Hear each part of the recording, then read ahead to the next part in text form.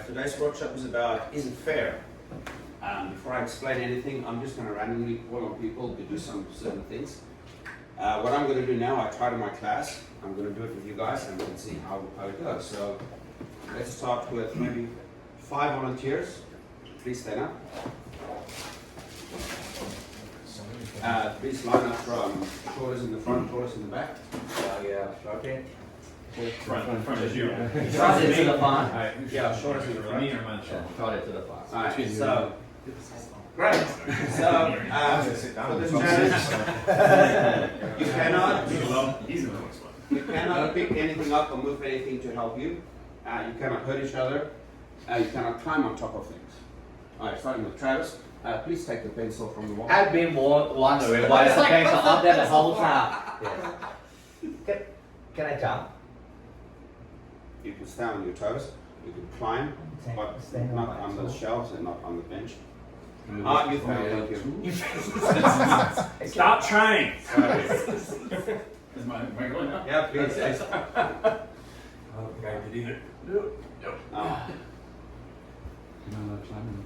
I mean, then can we help each other? No. No jumping. No jumping. You can jump.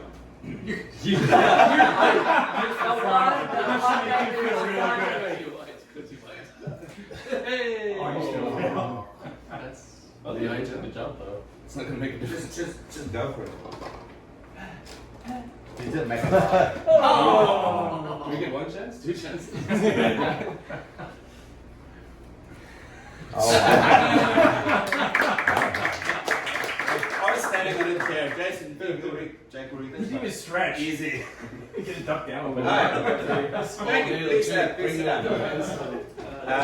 So I did that with students in my class with a pencil, and it was quite fun to see how they did it. I went with my tourist kid that was Duke. Some of you may know Duke, and he really tried to climb the wall. Like he tried his best.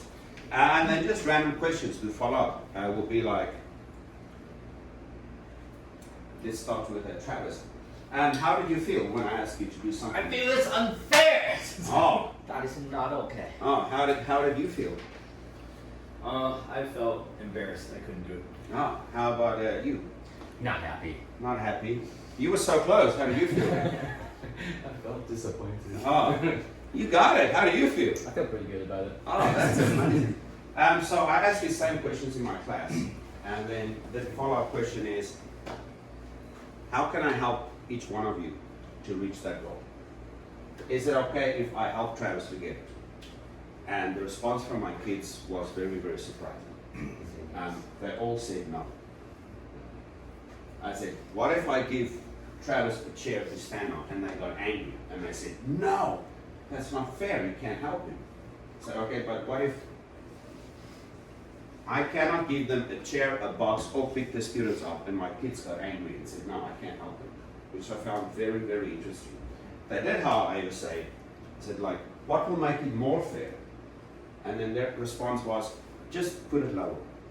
If you could bring the goal down, and then it will be more fair for everyone. But if I help them in a different way, it is not fair.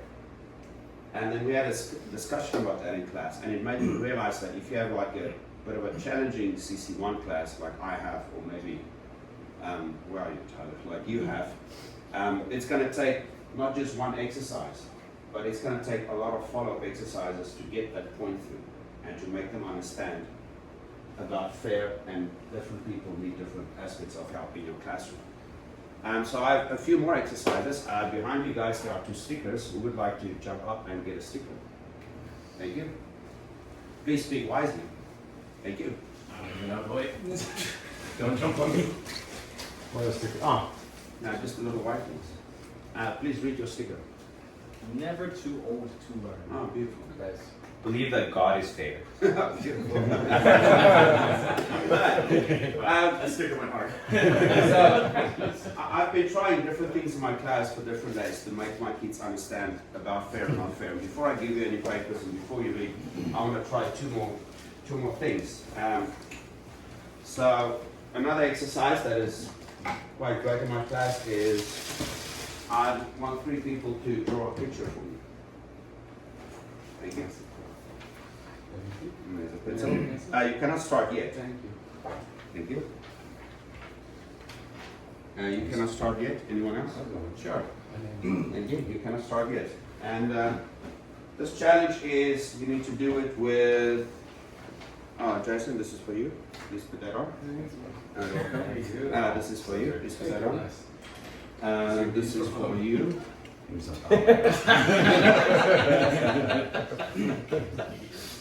You can just draw a tree. Or very basic. Great one tree. Just, the right person. See some mashed potatoes. What do we draw? just a tree. A tree? Yeah. Anything. So this is just the idea is to give them different things for different sizes to make a task really hard, and then get in discussion with your kids like who needs more help, so that they can choose a person that needs my help more. So if you guys think who would need more help right now, yeah, and then actually that's pretty good. He doesn't need any help. It's just open discussion in your class about what is fair, how you can treat it, and make them realize like some people will need more help, and it's okay if you help that person more. I thank you guys can stop. But don't take off the gloves. I'm going to use the same 3 people to help me with the next activity. Let's say there are 3 pieces of fruit, and there are 3 people. One is not hungry at all, he just ate. One is a little bit hungry, and one is extremely hungry. And I give each person a fruit. So, Thank you. what would the fair thing be for them to do? What would you guys do like? Let's say you're not hungry, you're a little bit hungry, you're not hungry at all. And I say, please eat your fruit. And that's not enough for you. So get your kids into discussion about how do they share, is it okay to share, and just make them think a little bit differently. And at the same time, please put the fruit in the bag and close the Ziploc bag with the gloves on. You just added a secret. So, I came up with a list of funny challenges and ideas that I've tried 2 of them in my class, and I realized. Sorry. You are defiant. Yeah. Please take one and just pass it around. And yet again, every exercise is just about getting the kids to understand that different people have different needs. Special needs. Special needs class.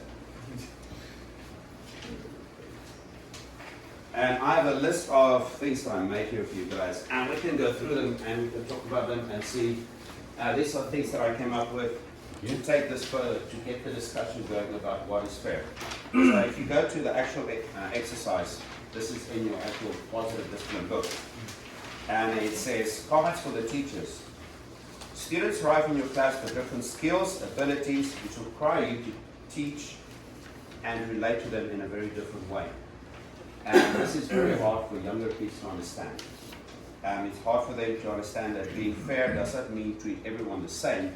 It's important to illustrate, to teach it explicitly, like everyone has different needs, and as your teacher, they need to be okay if you help certain people more. So exercise 1 is the warm-up is with a pencil. You can do the same with stickers on the board. Exercise 2, give them 10 crayons and ask them, one student 10 crayons, one student 1 crayon, ask them to draw a picture. Get them in discussion about who needs more help.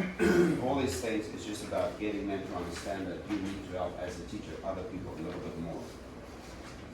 On the second page, I want you to focus on kids feel unfairness very fast, and they see how fairness can be fixed by your support. And they need to understand that if anything is unfair in the classroom, you as a teacher is okay to go and help those students.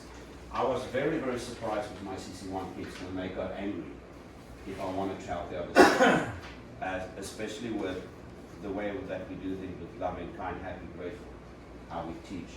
and all the positive discipline we've done so far, and just being nice and just being helping each other. I thought they would be okay, like if I pick him up and like, okay, take the pencil, and they started screaming no, I was like, wow. It actually took teacher Karen 2 or 3 minutes to explain to them in Chinese the difference, because their English level, they don't really understand that quite yet. And after she talked to them in Chinese, they were like a little bit more understandable, and like, okay, they accepted it more. That's why I came up with a list of things to do in your class. And I would please ask you guys to go try this in your classes. Activity 4 is a fun game you can do outside with your kids. You can do it with a backpack, weights, water bottles in the box. We have a box of weights. Have a race, put the weights in the box and one box empty, have them run around the cone and get them think about, you know, what can make it more fair for each other. So it's a fun game that you can maybe try outside with your class. There's some teaching points that you can focus on and some questions that you can ask with your class. Activity 5 is a puzzle teamwork activity where you give some kids a full puzzle and another puzzle, take some pieces out and get them going about, our teacher, this is not fair. And again, just get the discussion going about thinking what is fair, what is not fair. Activity 6, as a snack. I use apples because kids in my class, a lot of them can eat fruit. So that's why I use the fruit, and it's pretty nice. When it comes to food, they're more accept that more people can have more food, which is okay. Most kids get that. It's not a big deal. Just from positive discipline lens, the goal is not the actual activity, but is sitting down with your kids and it's the reflection, like asking the questions, hearing what they say, and then talking to them about being fair. That's why I gave you this guide with a bunch of activities. If there are things in your class that you think we can add to the list, please tell me. I'm on activity number 3 with my current CC1 class, and I realized I will need to take this. I need more to get them to understand about being fair. Different people have different needs, and if I help someone more that needs my help more, it's okay. Another thing is just to take one student that can read and one that can read and ask them to read something on the board. And they realize, oh, yes, teacher, it's okay. You can help that person because they cannot read. So do you guys have any other ideas that you can add to this to make your kids understand about being fair? Because I was really surprised with my CC class. In my class, when it comes to gravity, at the beginning of the class, I will project a Excel sheet, and each of them have certain standard they have to achieve. And at the beginning of the semester, they were not happy when they see that. Because, for example, Ryan, his goal is 300,000 that he has to achieve. And I have Alice in the class, and her goal is 50,000. Or for Laura, her goal is 30,000. And then we have the people that are very competitive, like Evie or Kathy, and their goal was around 200,000. So because of that difference at the beginning, people were not happy. Because in my class, say, try your best. If you didn't get a goal, it's okay. I'm still gonna take you guys out. But if I don't see you guys focus, I will cancel game time. That's my agreement to you guys and you guys. That's what we have as an agreement in the class. So at the beginning, they were not very happy.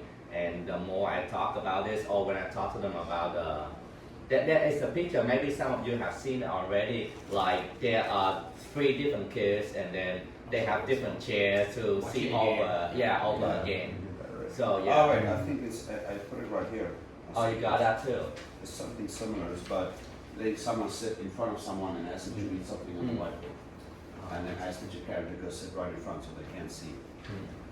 It took a lot of time to make them feel okay about that, but still, sometimes when they're not in a good mood, they will still whine about that, you know. But I think it take quite some time to make them feel like it's okay. It's okay to help each other to get better. Thank you. Yeah. That was my question, correct? Oh. No. I had something else to say. Bella did the same activity in my classroom, and at the end of the activity, it was CC2. She had the same picture that you're talking about, the one that 3 people are overlooking a game, right? And they're given 3 crates, and all of them are standing on them, and there's one kid that cannot see, and one kid that can see quite well, right? So at first I thought that Bella asked, like, do you think this is fair? And at first I thought that we're gonna get a very black and white picture. Oh yeah, it is. It is not fair. Like, can we? But there was a lot of nuance with the kids. Some people said yes, it's fair because everyone has one crate, and that's fair. And they were even went as far as saying, how did they get those crates? Did they move them together over there? Right? Of course, they were trying to overcomplicate the thing, but I think that when the message was being delivered, it was very black and white, and kids have more nuance. And that every situation needs a layer of understanding, right? There's a lot of going in when it comes to like solving a problem within kids, right? So my message to the kids later was like, hey, guys, every situation needs to be analyzed and see like how can we help everyone, right? And not leave anyone behind. So I just told them like there's a lot of nuance to every problem, right? Not everything is black and white. Almost nothing is black and white, right? I just threw this idea in the chat link that you created for positive discipline, and it threw out most of these ideas come from that. I actually just asked, we put together 2 different LLMs for our school. One is focused on all of the different research materials that go into our school philosophy, and then one is positive discipline. And I put one into the omnibus, and its response about this is, because in my master's class we often have these kinds of debates, trolley problem, or equity versus equality, or, these are all tangential to this philosophy right now. That's exactly You what I was gotta going to say. have to make them understand what's So different. instead of using the word fair, I teach them equity. Just So they can, that's different. Because that's that picture I'll post Yeah. it for you guys in the chat later. But that's what I did. And when I taught this in EP2, I also had Jenfrey in my class. Now a lot of you guys know who Jenfrey is, okay? And I explained that, yeah, she was a preemie, right? She was born so many months early, and she needs more help. So she gets my attention more to explain to them, like, do you think that she needs more help, or are we all going to wait for her to finish the exercise? Or maybe you write 100 words, she can write 30, right? And they're all were in agreement that was okay. But this is grade 4 or 5, 6 when I did this, not in CC yet. I love this, by the way. I'm gonna do all of these in little stars and see how that goes. I think that's great. It's fun to see the kids' reactions and how they think about what's fair and not Yeah, fair. I'm very excited to do that. Anyways, let's have one reflection on teaching this to kids overall, which is, at least at the master's level, I'm going to tell them that later in life is not fair, period, and nobody cares, and nobody will help you, in all likely case. Okay, that's just reality, and that's just the way it is. But while we're in school and while we're here together as a class, we're working together to get ourselves ready for that. And so school is essentially, teach them that school is the training ground for this. And I do praise perseverance above all things, but I do like this one thing that ChatGPT said, which is empathy is the soil, but standards are the trellis. Grit will grow when both are present. So I'm gonna teach that to my master's class later. I think that's actually a great message. Send that sentence to Sure. That's great. Definitely for the older kids to understand that better. Well, that's pretty good. They struggle a lot with that once they hit the preteen. Maybe on the back of this, maybe we can make a poster or something that we can put on walls, and it says, fair is not everyone getting the same. Fair is everyone getting what they need. Yeah, Which is on the back here, which is words that maybe when you have this class or do these exercises, you can repeat these phrases so the kids can understand it, and they get used to the idea that yes, fair is not everyone the same, but it's what they need. My help. There's also this, maybe not exactly fair, but there's that exercise that someone in the university did where he lines up all his students and it's a race for 100 meters. And the first person gets $100. Okay, this one I'm talking about. And then he says, but if you never had to worry about a meal in your life, take 2 steps forward. and then you just see how the privilege changes as well. And then the guy also says like, yeah, because if we all started fair, you guys are gonna be smoked by those black guys that are still standing in the back right there, okay? Because their parents, you know, they had a tougher time growing up. So it's a pretty powerful video. Maybe I can find it. For masters, I thought it was pretty neat to see. Could be useful. I've seen the video. You seen that one? Yeah.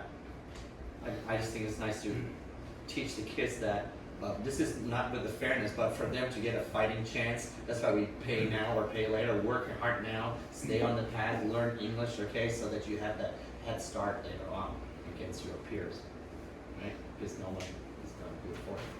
That's it. That's it from me. I just want you guys to take this to your classes, try some of these activities, and get into conversation with the kids. I mean, that's the most important thing. And if you things that work, you know, we can open discussion about it again in a meeting, or things that didn't work. I would like to have maybe some follow-up conversations about this at some point. Sure. Sounds good. Thank you, Marius. That's it. Great job.